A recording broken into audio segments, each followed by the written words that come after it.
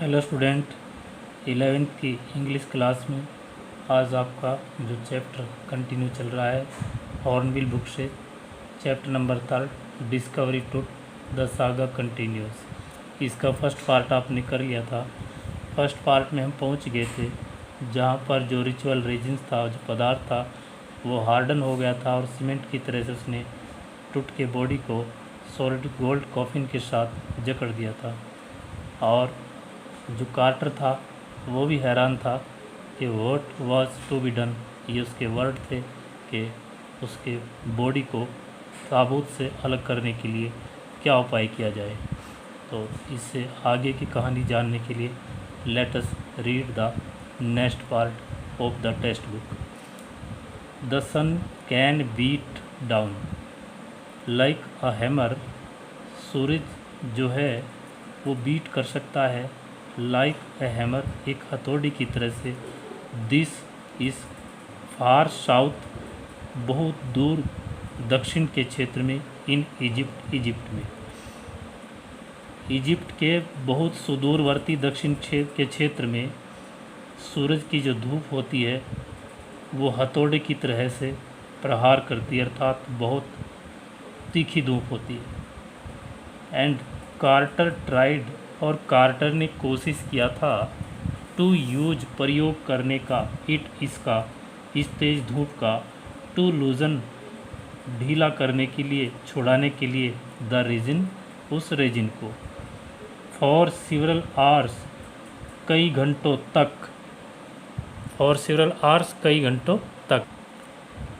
He set the mummy, उसने mummy को set किया था आउटसाइड, बाहर, इन ब्लेजिंग सनशाइन, दहकती हुई, जलती हुई, तपिश करती हुई सूरज की धूप में।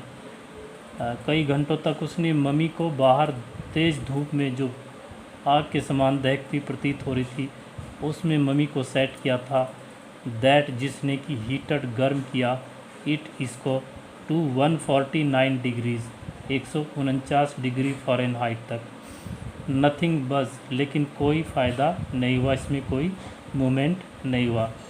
ही reported with the scientific detachment, उसने रिपोर्ट किया विद साइंटिफिक डी अटैचमेंट, जो वैज्ञानिक विवरण थे उनसे अलग। दैट की द कंसोलिडेट मटेरियल, जो इकट्ठा जमा पदार्थ था, हैड टू बी चेजिल्ड अवे, उसको छेनी से काट करके दूर किया जाना था। फ्रॉम बीनीथ, नीचे से, द लिम्स, जो टूट के अंग थे, हाथ और पैर, उनके नीचे से, एंड ट्रंक, और धड़ के नीचे से। बिफोर इट वॉज पॉसिबल, इससे पहले कि संभव हुआ, to raise the king's remains, राजा के जो अवशेष थे उनको उठाया जा सके ताबूत से, इससे पहले छेनी से काट करके उनके नीचे का जो जमा पदार्थ था उसको अलग करना पड़ा। इन हिज डिफेंस, अपने बचाव में, Carter really had little choice, Carter के पास वास्तव में बहुत कम विकल्प थे। अर्थात यदि उससे कोई प्रश्न करता कि उसने टूट के बॉडी को इस प्रकार से छेनी से काट करके अलग क्यों किया ताबूत से, तो ये अपने बचाव में कहने के लिए उसके पास बहुत कम विकल्प थे।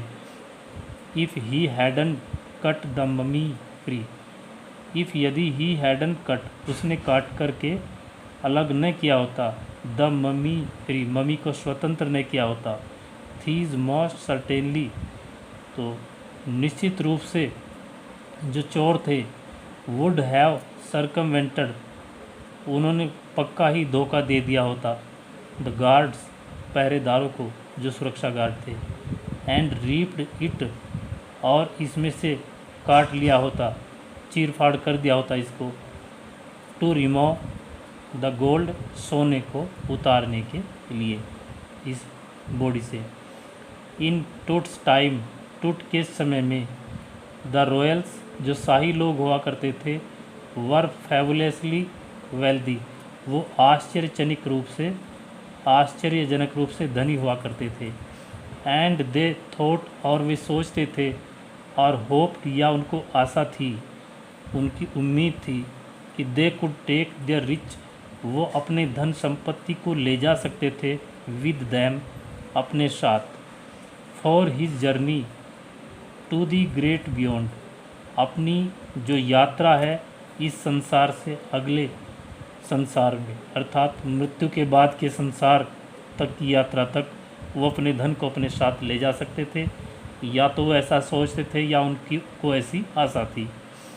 किंग टूट वॉज लेविस्ड, किंग टूट को प्रदान किए गए विद ग्लिटरिंग गुड्स, किंग टूट पर उपहारों की बौछार की गई चमकते हुए सामान की, प्रीसियस कॉलर्स, जिसमें मूल्यवान कॉलर्स थे, इनलेड नेकलेस, और जड़ित नेकलेस थे, हार, एंड ब्रेसलेट, और कंगन थे, रिंग्स थी, अंगूठियाँ, अमुलेट्स और ताबीज़ थे, सेरेमोनियल अप्रोन, और सेरेमोनियल अप्रोन होता है एक लबादा होता है चोगा टाइप, जो विशेष अवसरों पर पहना जाता है, विशेष पार्टियों पर।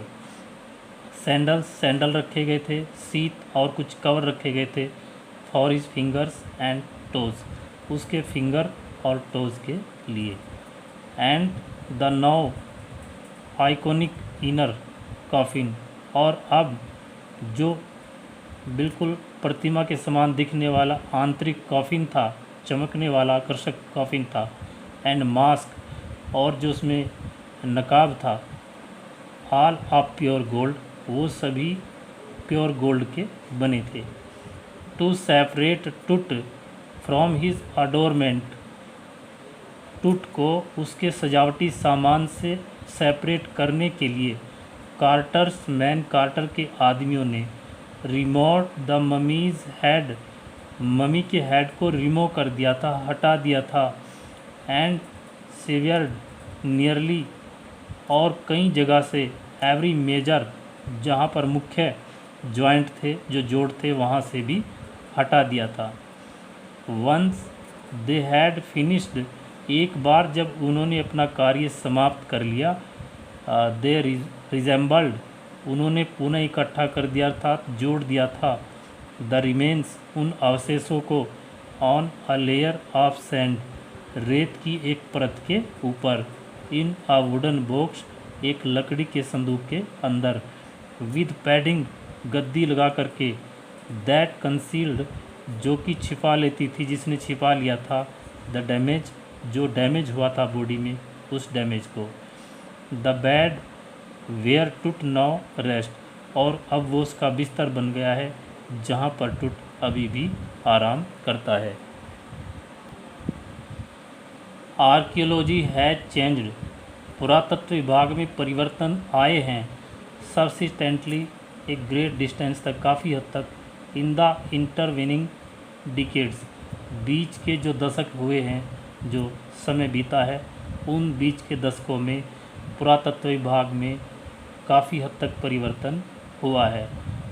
फोकसिंग लेस ऑन ट्रेजर, उसमें जो खजाना था उस पर कम फोकस किया गया, एंड मोर, और ज़्यादा किया गया, ऑन द फैसिनेटिंग डिटेल्स, जो फैसिनेटिंग, सम्मोहित करने वाली, सनसनीखेज बातें थी, ऑफ लाइफ, जीवन की, एंड इंट्रिगिंग मिस्टीरियस, और इंट्रिगिंग, जो चौंकाने वाले रहस्य थे, ऑफ डेथ, मृत्यु के, उनकी तरफ। It also uses more sophisticated tools, इसमें प्रयोग किया जाता है बहुत ज़्यादा जटिल टूल्स का, औजारों का, इंक्लूडिंग मेडिकल टेक्नोलॉजी, जिसमें चिकित्सीय तकनीकी भी शामिल हो गई है।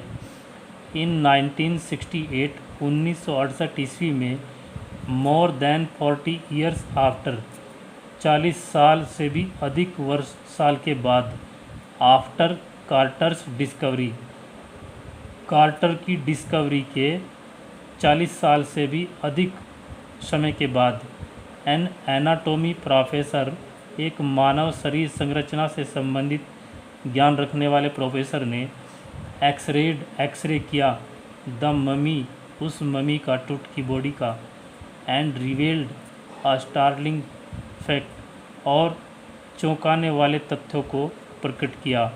बीनीथ द रेजिन, और वो तथ्य क्या थे कि बीनाथ द रेजिन, जो रेजिन था, जो पदार्थ था, उसके नीचे that cakes his chest, his breast bone and front ribs और मिसिंग, उसकी जो सामने की छाती की एक सपाट लंबी हड्डी थी जिससे छाती की जो पसलियाँ होती हैं जुड़ी रहती हैं वो, और कुछ रिब्स पसलियाँ उसकी मिसिंग थी, गायब हो गई थी।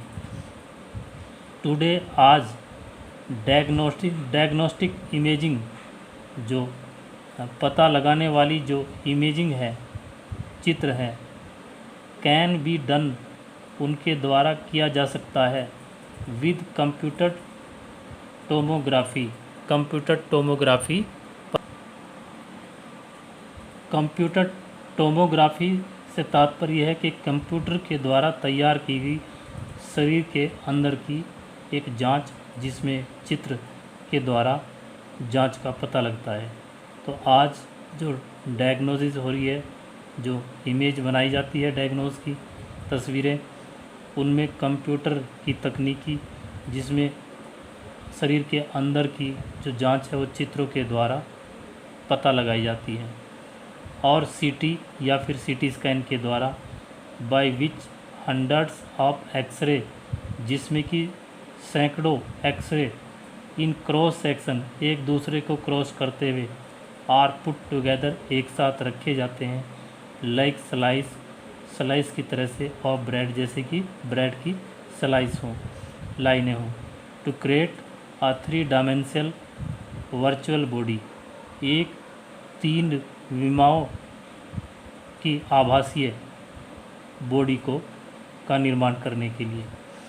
What more would a CT scan रिवेल, एक सीटी स्कैन क्या ज़्यादा प्रस्तुत करता ऑफ टूट के बारे में, देन मुकाबले में, द एक्सरे के।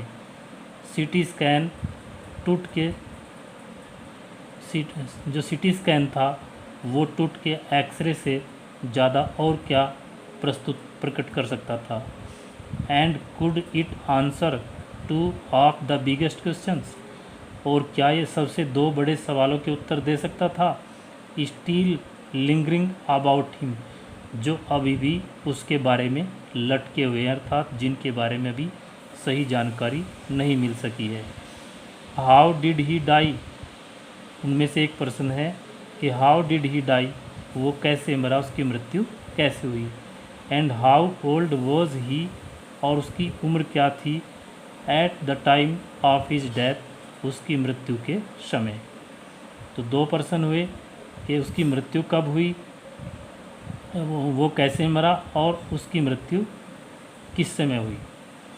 King Toots damage was a big event, king Toots की जो डैमेज थी, जो मृत्यु थी, वो एक बहुत बड़ी घटना थी। इवन बाय रॉयल स्टैंडर्ड, यहाँ तक कि जो शाही स्टैंडर्ड था उसके लिए भी, उसके हिसाब से भी। He was the last of his families line, वो अपने परिवार की पंक्ति में सबसे अंत का था, आखिर था।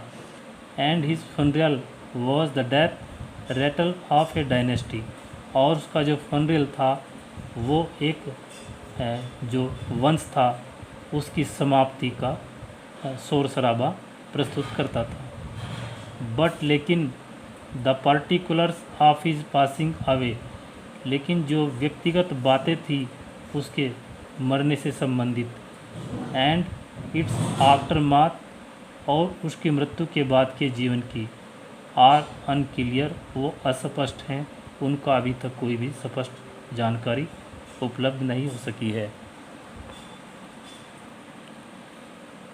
एमेनहोटेप III, टूट्स फादर और ग्रैंडफादर। एमेनहोटेप III, जो या तो टूट के फादर थे या ग्रैंडफादर थे, वॉज अ पावरफुल फारो, वो एक शक्तिशाली, फारो मीन्स राजा, वो एक शक्तिशाली राजा थे। हु रूल्ड, जिन्होंने रूल किया, शासन किया, फॉर ऑलमोस्ट 4 डिकेड्स, लगभग 4 दशकों तक। एक दशक मीन्स 10 साल, और 4 डिकेड्स का मतलब 40 साल। At the height of the 18 dynasty golden age, जो पूरी चरम सीमा तक पहुंच गया था प्रसिद्धि की 18वीं जो वंशावली थी उस सुनहरे युग की शासनकाल की। हिज सन एमन होटप फोर्थ, उनका जो बेटा था एमन होटप फोर्थ सक्सेडेड, वो गद्दी पर बैठा, उनका उत्तराधिकारी बना अर्थात बाद में आया हिम उनके। एंड इनिशिएटेड, और उसने शुरू किया one of the strangest period, सबसे ज़्यादा आश्चर्यजनक समय को इन द हिस्ट्री, इतिहास के, ऑफ एंशियंट इजिप्ट, प्राचीन इजिप्ट के, मिस्र के। The new pharaoh prompted the worship, ये जो नया फारो था, जो नया राजा था, प्रॉम्प्टेड द वर्शिप, इसने शुरू किया वर्शिप, पूजा कराना, ऑफ द एटन, एटन की, द सन डिस्क, जो कि सूर्य का चक्र होता है उसकी, चेंज हिज नेम, और इसी के साथ साथ उसने अपने नाम में भी परिवर्तन कर लिया, टू आखेनेटन, आखेनेटन नाम रख लिया, और सर्वेंट ऑफ द एटन, या फिर वो एटन का सेवक बन गया। ये जो एटन के 4 अंक हैं ATEN, इनको उसने अपने नेम में ऐड कर लिया था, आखेनेटन, इसी से मिला करके ये बना था। And mode the religious capital, और उसने बदल दिया था अपनी धार्मिक राजधानी को, फ्रॉम द ओल्ड सिटी, प्राचीन शहर से, ऑफ थीब्स, थीब्स के, ये मैप में मैं दिखाऊंगा आपको, सिटी ऑफ थीब्स, थीब्स से, to the new city of Akhetaten, Akhetaten, यह है religious capital from the old city of Thebes, जो उसकी धार्मिक राजधानी थी उसको उसने प्राचीन शहर थीब्स से बदल दिया, टू द न्यू सिटी, नए शहर, ऑफ अखेटेटन, अखेटेटन में। अभी मैं इसको आपको मैप के द्वारा दिखा रहा हूँ। देखिए ये मैप है, यहाँ पर ये सारा इजिप्ट लिखा है मैप में, ये जो पोर्शन है ये आपका इजिप्ट है, और जहाँ पर ये थीब्स थी, ये लक्सर थीब्स, ये यहाँ पर थी, ये एरो का निशान दिया है। तो यहाँ से जो रिलीजियस कैपिटल थी उसको चेंज किया गया था, ये है अखेटेटन, यहाँ पर ये दिया है, यहाँ से यहाँ इसने इसको चेंज किया। और ये जो इधर बॉक्स दिया है ये वैली ऑफ किंग्स है, ये पोर्शन ये दर्शाता है जहाँ पर टोम बनाए गए थे, और जहाँ पर इन जो एम्पायर्स थे, जो किंग्स थे, उनका बरियल किया जाता था टोम के अंदर, इसको वैली ऑफ किंग्स के नाम से जाना जाता था। और इसी के अगेंस्ट दूसरी साइड में वैली ऑफ क्वींस भी दिया है, यहाँ पर जो उनकी पत्नियाँ होती थी, जो महारानियाँ होती थी, और उनका के टोम हुआ करते थे। तो ये नक्शे के द्वारा आपको मैप के द्वारा बताया गया है कि जो लक्सर थीब्स थी यहाँ से लेकर के यहाँ धार्मिक राजधानी को यहाँ ट्रांसफ़र किया गया इस राजा के द्वारा।